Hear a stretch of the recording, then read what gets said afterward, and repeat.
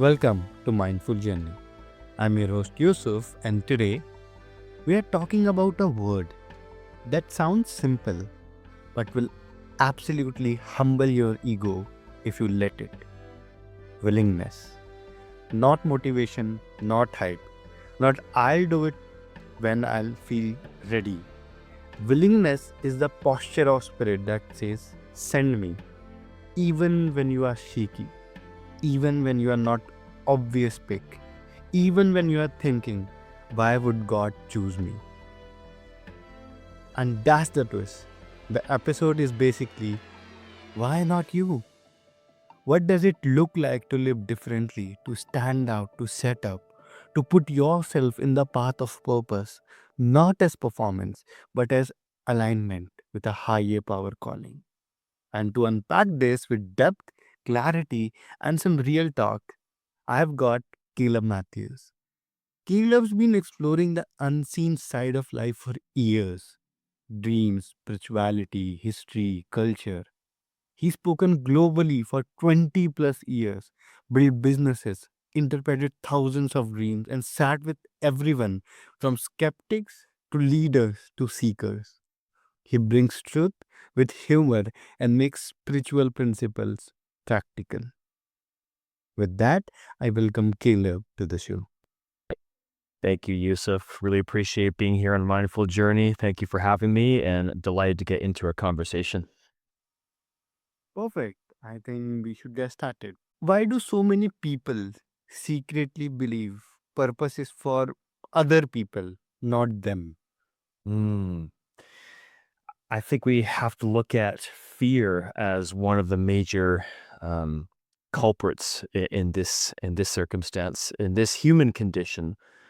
That it's easy to pass the buck, to pass the responsibility, to say, "Oh, I'm not ready for this," and convince ourselves in our minds that we are not qualified for the position. And if we tell our subconscious long enough that we aren't qualified, eventually our subconscious is going to listen to us and manifest that reality in the natural world. It starts in our soul, it starts in and manifests in our body, but ultimately we can reach further back into our spiritual belief, our core beliefs, Mm. to see whether we are prepared for a situation or not. And really in life, we're not going to be fully ready for a situation, but we have to be willing to put ourselves in that situation. And I think people pass the buck because they just convince themselves through fear as a major indicator that they're not ready for what's to come.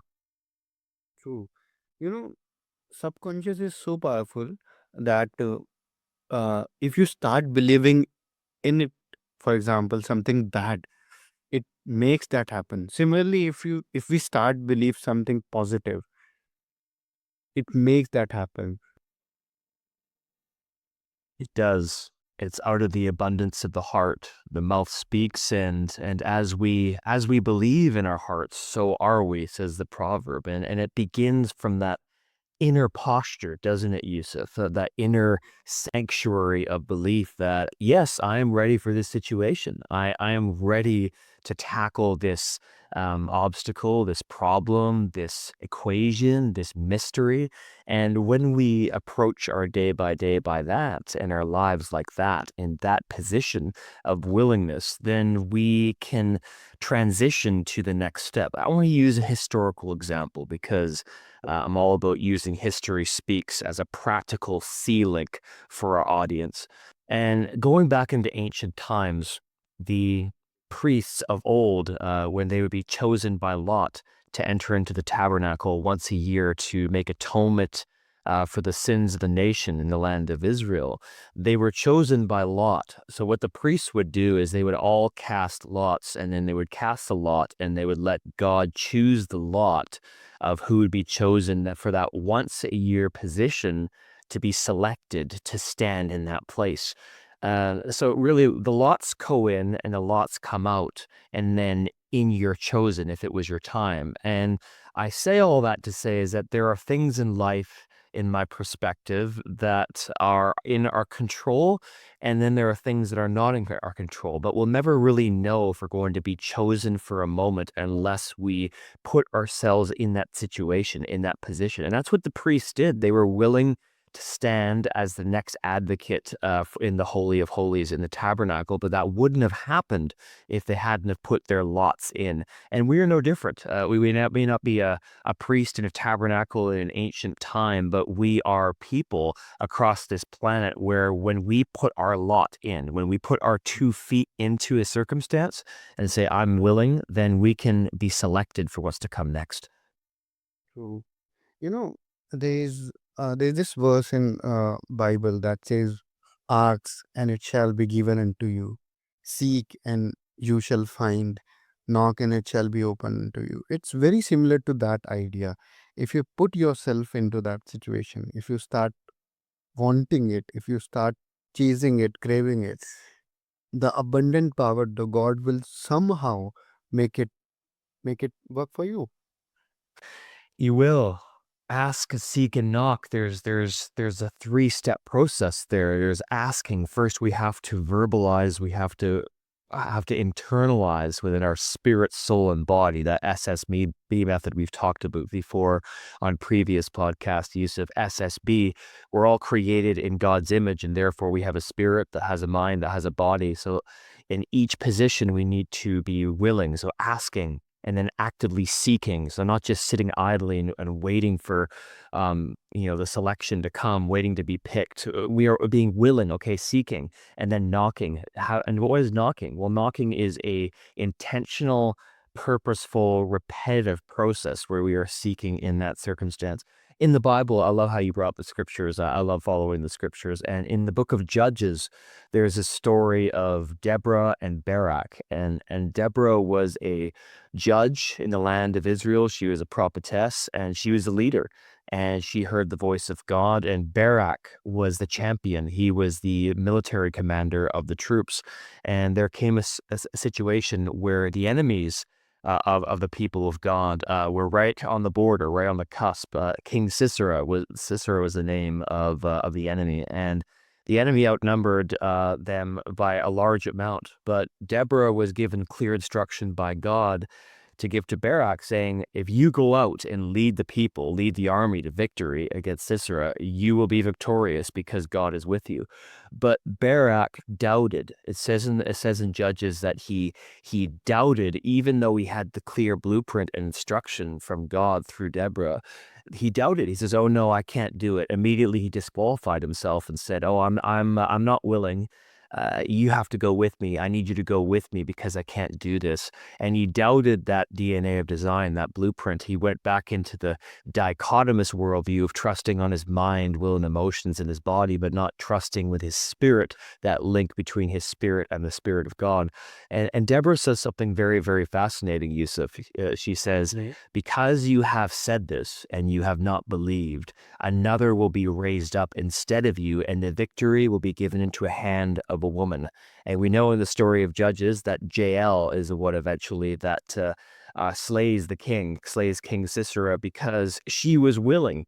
And why do I say all that? Why do we say all that? Because if somebody is not willing, God will raise up another. And we can take encouragement from that, that even though we might not be God's first selection or the first person to be chosen for a moment, we can step in when others have abdicated. When others have abdicated their inheritance or an opportunity, we can step in and say, I am willing. Ask, seek, and knock, and the door will be open. So the story of Barak with Deborah and Jael is a powerful reminder that when we are willing, there's nothing that God can't place us in and moving heaven and earth to put us in that position where we can be an instrument that God uses. Hey, listeners, if you are enjoying the mindful journey, take 2 seconds to follow or subscribe wherever you are listening. It helps the show reach more people who need a softer, steadier space to land. And if he can leave a quick review, it seriously make a difference. Now, let's get back to the conversation. Wow. Thank you so much for the story because it cleared a lot of my personal doubts. And Caleb, uh, When you say willingness, what are we really talking about? Is it obedience, courage, surrender, or something else?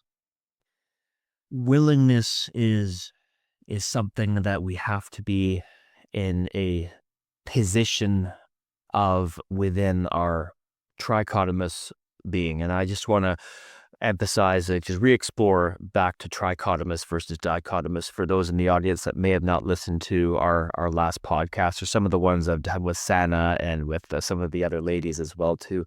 And that is the trichotomous worldview versus the dichotomous. So many of our audience are saying, okay, what is that, Caleb? Well, the trichotomous worldview is spirit, soul, and body.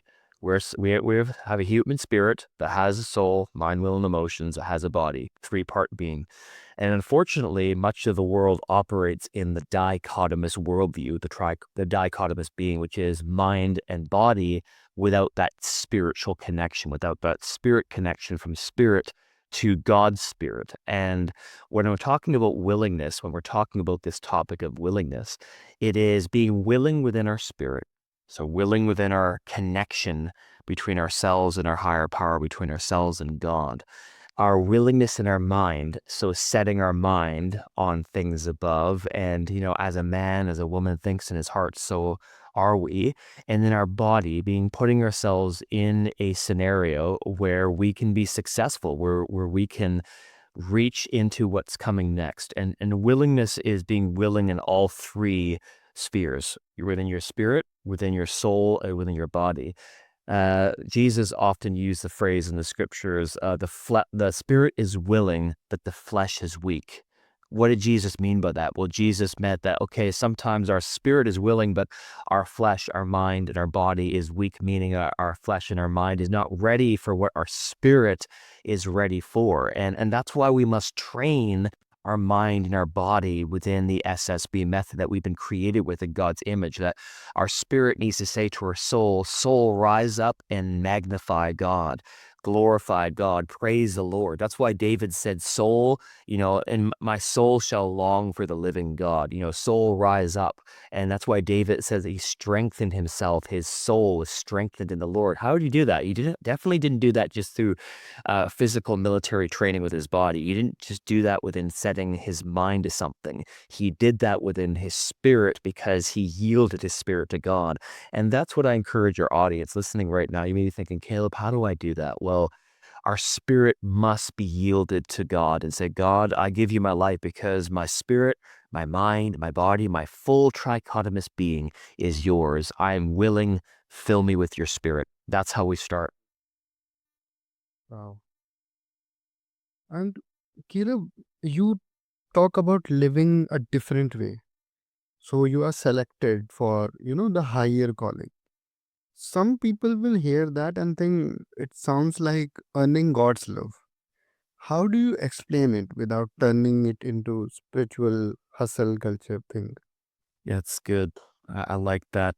It goes back to DNA of design, and that is stepping beyond just the day by day and looking into the MPA, the multiple perspective advantage, and seeing our lives as, okay, I'm here for a purpose. We often think of purpose and discovering our calling. And these are questions that every single one of us have day by day. And that's what makes this one of the great equalizers. Yusuf, it equalizes you and I. It equalizes our audience. Every person has these questions in their own way. We all have these questions of, why am I here on the earth? What am I here for? What is my purpose? How can I be in service for the good of others? And that's the starting point. And when we start from that and we step into the reality that this life, because it really is, this life is a thread. It really is a thread. It can be coming and going and gone in a flash. That's the starting point. And when we look at that as the starting point and we ask ourselves, okay, what am I here for?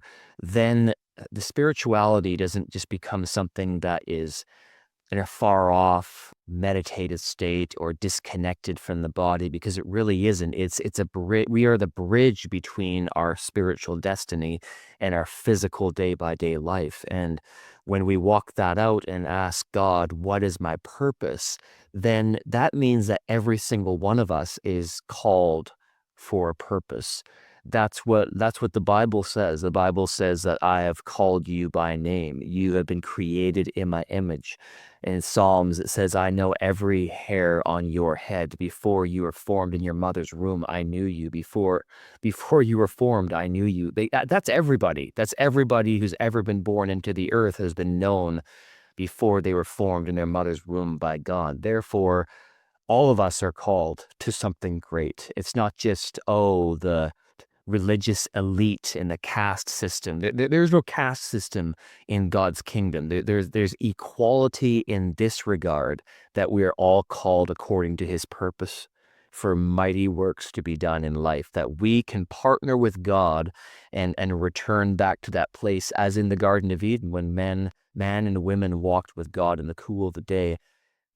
Side to side, shoulder to shoulder. And that means that there is no hierarchy. That there was no hierarchy in Eden. There was no male dominance. Women were not lesser than men. There was no caste system. There was no elite structure. There was no separation between the commoner and the elite. There's no system. There's no man-made system like that. We made those systems when we partook of the tree of knowledge of good and evil, when we put fig leaves over, we had to wear fig leaves over ourselves, these coverings. We introduced those because of our rebellion towards God, but because of what Jesus Christ has done to restore us back to Eden, because we've been restored to that place when we allow him to take access of our lives, spirit, soul, and body, that equalizes all of us. So to land the ship, and to land it back in there, this isn't some far off calling just for the few. No. This is a calling for all of us. All of us have a calling and a purpose in God's eyes, and we just have to be willing and open, like a ship sails to the wind, to let the wind of God blow upon our lives. Mm, true. You know, if we are our own drivers, or, the master of our sail, we can reach to a certain location.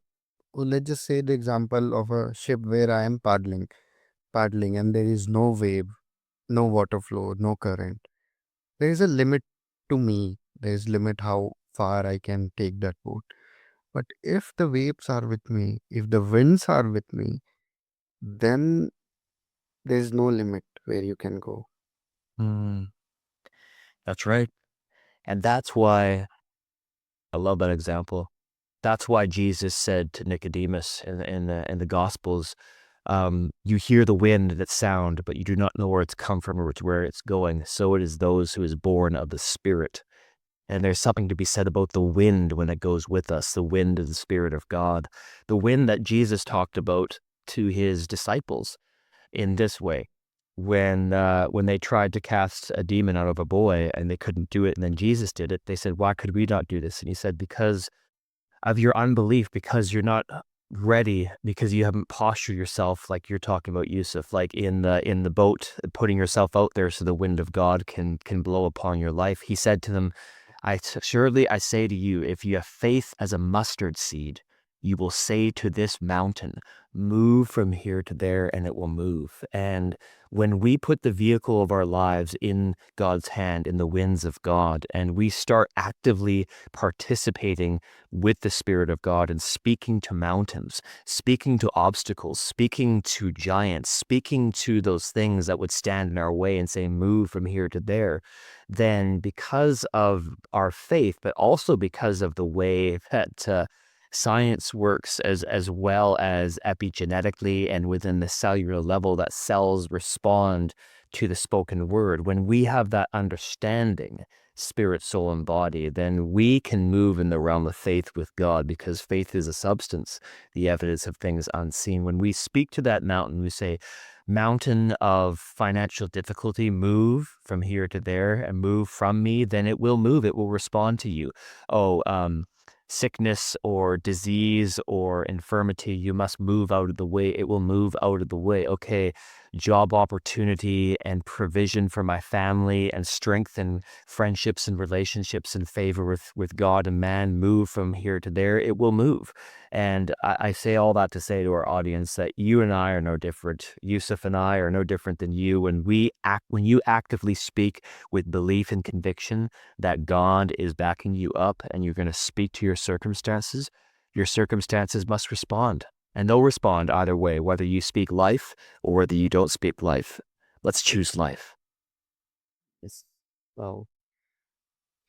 And what's a practical step that a person can start doing? Maybe a habit, or a simple technique they can start, so that they can feel, or they can let the wind of God come to them. Yeah. I would say simple practice would be the art of stepping back day by day in a moment and take an inventory of those areas in your life that you're looking for the wind of God to blow into, and say, God, I'm willing to be your instrument in this scenario, in this environment, in this circumstance. I'm willing, and help me. Flow through me, spirit, soul, and body, and ask God to partner with you to infuse those situations. Maybe it's somebody in your family that's battling a sickness. Maybe it's somebody in your work environment that is working hard, and they just you notice that they're working hard but they're not getting the breakthrough. Or maybe you are that person and you're not seeing the results.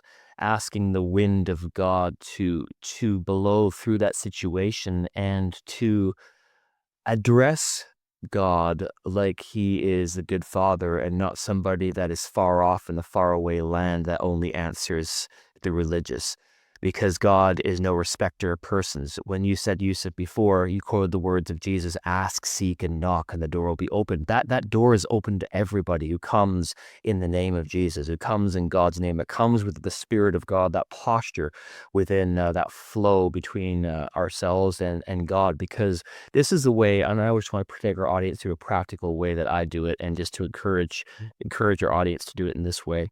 And that is, I'll approach God in prayer and just posture of willingness to say, God, I'm willing, even just with podcasting, whenever I get ready to speak at a podcast like this one or a podcast that I'm going to speak on next month, I am willing to be your conduit. And I want to reach my message to the ears and eyes and hearts of every listener who's supposed to speak. I am willing. Fill me with your spirit. Fill me with the words that you want to say in this moment that's going to be beneficial for somebody else, and let it flow through me. Let your spirit flow through me. That's just an example from me. But for you, you said practically, Yusuf, what can people do? Just take an inventory of your life, of what's happening in your life, those areas that you're looking for God to break through on, and say, God, I'm willing. I need your spirit. I can't do this by myself. I can only paddle so far, as we've been talking about before, Yusuf. I can only paddle so far, God, but I need your wind. And we posture ourselves in that kind of attitude, then the Spirit of God has free reign to flow through our lives and our situation. And our lives are no longer our own, because there's levels of intimacy and friendship with God. There's just asking and there's prayer, but then there's the next level, which is surrender. When we surrender, and it's not our strength, but it's his strength, it's God's strength, then that's when God can move for us. Wow. And if we talk about, you know, that willingness often requires standing out, but that standing out can get messy. Pride, performance, people pleasing, etc., etc. How do you stand out for purpose without making it about you? How you stand out for purpose without making it about you. That would be finding opportunities to remain humble. That's one of the things that one of my late mentors taught me years and years ago, that I still take with me. Find those opportunities to bring ourselves down on a human level and not be too far out of reach. How do we do that? Well, I'm going to do that right now, because I can't talk about what I'm not living. My first audience that I had before I spoke to people, before my first audience that I spoke to over 20 years ago when I was 18 years old in Africa, my first audience was my teddy bear, my stuffed animal. My first audience that I spoke to, that I encouraged, that I talked to like I'm talking to you right now, Yusuf, is my stuffed animal that I still have today, 38 years later. I got him the day I was born. His name is Sammy, and he's a blue teddy bear. And I would speak to him as a baby, speak to him as a kid, speak to him as a teenager, and even my collection of stuffed animals, Sammy with the rest of the stuffed animals. And I would imagine myself talking to groups of people and encouraging them and just having fun. And that prepared me for this. Like, if to some people it might sound silly, but when I speak to people, when I speak to you, Yusuf, when I speak to our audience, live audiences, podcasts, live events, I'm still that little boy who is 6 years old that I can remember for the first time, the first memory that spoke to my stuffed animal, Sammy, and his friends. And just like Winnie the Pooh, the story of Winnie the Pooh, Christopher Robin and Winnie the Pooh and Tigger and Eeyore and Rabbit and Pooh Bear. I'm still that 6-year-old boy in Vancouver, British Columbia, Canada, or Langley, British Columbia, Canada, speaking to Sammy, having adventures, going in my imagination and having fun, but really having a good conversation. And I shared all that to say, I am human too, to our audience. But some of you may have listened to some of my podcasts thinking, okay, Caleb's just he's an eloquent speaker, he's a gifted speaker. Surely he must have been trained in this and that. Well, my first training for speaking came long before I stood up in front of an audience. And that was my first animal, Sammy, and my audience, the only audience outside of my family that listened to a teenager and a boy, was my stuffed animals. And all that to say is keep yourself humble. To answer your question, Yusuf, how can we share? How can we live our lives? How can we move in such a way where we don't become about ourselves and our ego, but we make it about other people? We find moments to be humble. We find moments to be humble. And when we do that, we get outside of our soul. We get outside of our dichotomous worldview, and we get into the trichotomous worldview, because that's what Jesus said. Jesus said, unless you become like a child, you cannot see the kingdom of God. And the disciples were arguing about who was going to be the greatest, right? For those of our audience that are familiar with the story or Master, who's going to sit on your left hand and on your right? Who's going to, be the judges of the 12 tribes of Israel? Who's going to be with you on your left and your right when you enter into your kingdom and your glory and be the positions of honor and power? And Jesus, then he invited a child to himself, and he sat the child on his lap, and he said, unless you become like this child, you cannot see God's kingdom. The last shall be first, and the first shall be last. All that to say is the door is in the floor.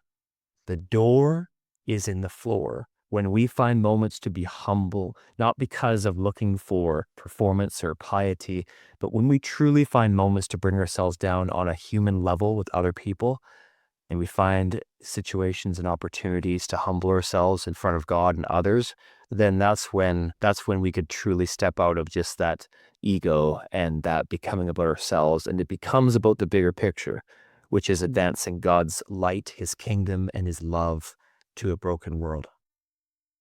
Wow. Caleb, is there any last message that you want to leave us with? Yes, I do.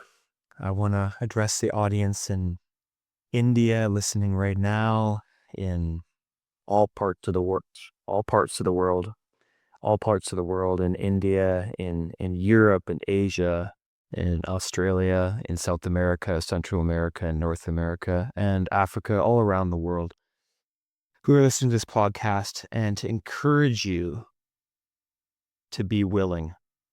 Step out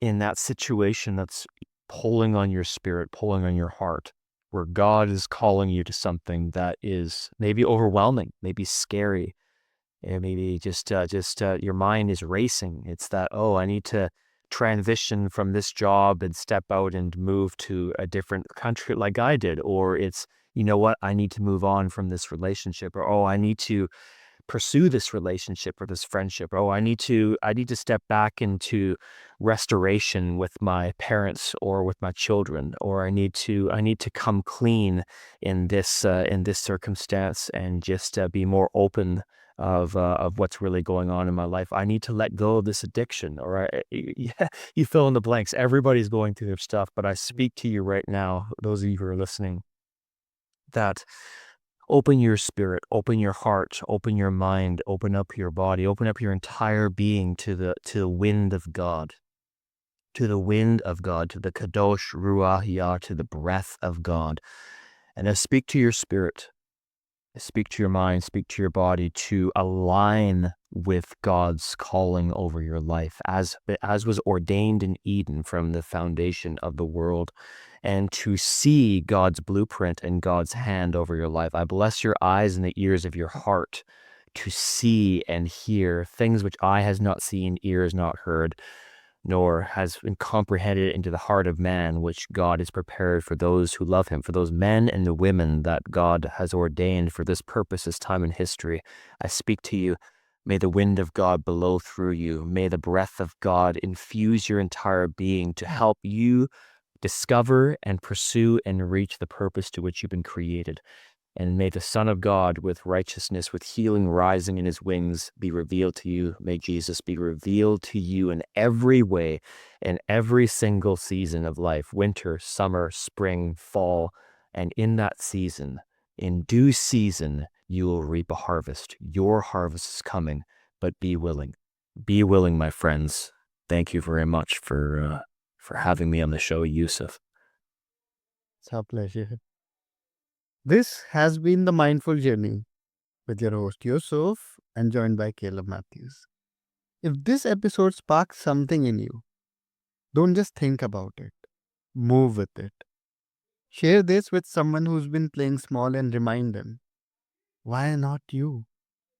Catch you in the next episode. Until then, keep showing up, keep listening inward, and keep walking the journey.